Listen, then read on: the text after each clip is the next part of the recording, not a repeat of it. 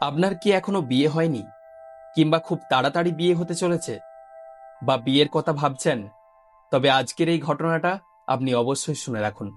কারণ একটা ভুল সিদ্ধান্ত বা অন্ধবিশ্বাস কিভাবে আপনার জীবন কেড়ে নিতে পারে, পুনের এই ঘটনাটা তার প্রমাণ। একটা ভালো ধনী পরিবারের ছেলে কেতন আগরওয়ালের সাথে সিয়া গোয়েলের বিয়ে ঠিক হয়েছিল। কিন্তু সিয়া তার বয়ফ্রেন্ড চেতন চৌধুরীর সাথে প্রেমে লিপ্ত ছিল। এই দুজনে মিলে ঠান্ডা মাথায় প্ল্যান করে কেতনকে লোহাগড় দুর্গে নিয়ে যায় এবং ছবি তোলার বাহানা করে প্রায় 400 মিটার গভীর খাদে ধাক্কা দিয়ে ফেলে দেয়। সবচেয়ে মারাত্মক বিষয় কি জানেন? এটা কিন্তু সিয়ার প্রথম চেষ্টা ছিল না, এটা ছিল তার দ্বিতীয় চেষ্টা। এর আগেও সে কেতনকে মারার চেষ্টা করেছিল, কিন্তু সেবার কেতন বেঁচে যায় এবং সে সেটা বুঝতে পারেনি।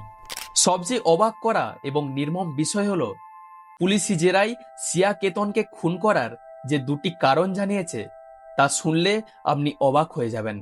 সিয়া জানিয়েছে, এক, কেতনের মাথায় চুল ছিল না, তাই সে নকল চুল পরত, এবং দুই, সে তোতলা ছিল।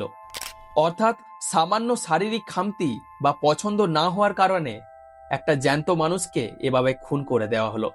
ছেলেদের বলছি, এবার একটু চোখ কান খোলা রাখুন। কাউকে অন্ধের মতো 100% বিশ্বাস করবেন না। ভালোবাসা অন্ধ হতে পারে, কিন্তু আপনার চোখ দুটো যেন বন্ধ না হয়। সিয়া এর আগেও একবার কেতনকে মারার চেষ্টা করেছিল, কিন্তু কেতন ভালোবাসার ঘরে সেটা বুঝতেই পারেনি। নিজের পার্টনারকে সন্দেহ করতে বলছি না, সম্পর্কে স্পেস দিন, কিন্তু কোনো অস্বাভাবিক আচরণ দেখলে সেটাকে হালকাভাবে নেবেন না। মেয়েদের বলছি, আপনাদের কিছু দায়িত্ব আছে, সেটা বুঝুন। যদি আপনার অন্য কারোর সাথে প্রেম থাকে, তবে পরিবার বা সমাজের ভয়ে সেটাকে লুকিয়ে বিয়ে করতে রাজি হবেন না। আপনার মা বাবার জোর করে বিয়ে দেওয়ার জেদের কারণে একটা নির্দোষ ছেলের জীবন নিয়ে ছিনিমিনি খেলবেন না।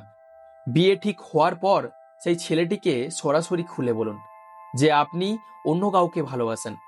বিশ্বাস করুন, ছেলেরা কোনোদিনও এটা জানার পর আপনাকে জোর করে বিয়ে করবে না। ছেলেরা সমাধান খুঁজে দেবে, বিয়েটা আটকে দেবে, কিন্তু দয়া করে সত্যতা লুকিয়ে এভাবে কাউকে মৃত্যুর মুখে ঠেলে দেবেন না। বাবা মায়েদের বলছি, নিজেদের মানসিকতা বদলান।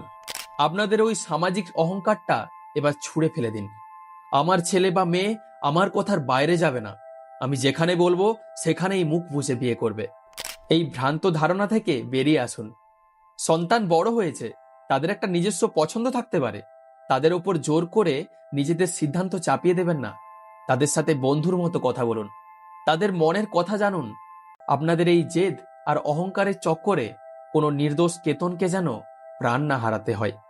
আজ দেশ জুড়ে একটা প্রশ্ন উঠেছে, এই অপরাধীরা কি আদৌ সাজা পাবে, নাকি কিছুদিন আগে ঘটে যাওয়া সেই সোনম আর রাজা রঘুবংশীর কেসের মতোই হবে? মনে করে দেখুন, মেঘালয়ে হানিমুনে গিয়ে ঠিক একইভাবে সোনম রঘুবংশী তার স্বামী রাজাকে খুন করিয়েছিল। আজ সেই সোনম রঘুবংশী বাইরে বেলের সুবিধা পেয়ে ঘুরে বেড়াচ্ছে। আসলে আমাদের দেশের বিচার ব্যবস্থাটাই হয়তো এমন।